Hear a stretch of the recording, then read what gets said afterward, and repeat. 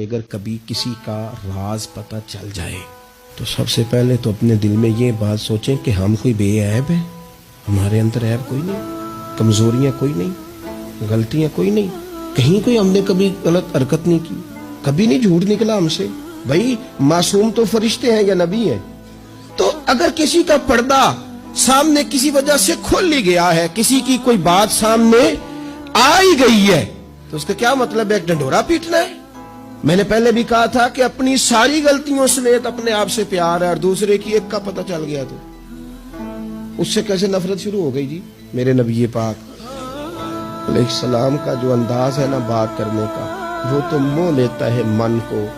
ابن ماجہ کے لفظ سنیے، نبی پاک علیہ السلام نے فرمایا کسی کی برہنگی اگر کہیں سے کسی کا کپڑا ہٹ گیا ہے تو دنیا میں اسے چھپا دے، رب قیامت میں تیری پردہ پوشی کر دے گا، اللہ پردہ پوشی تیری کر دے گا۔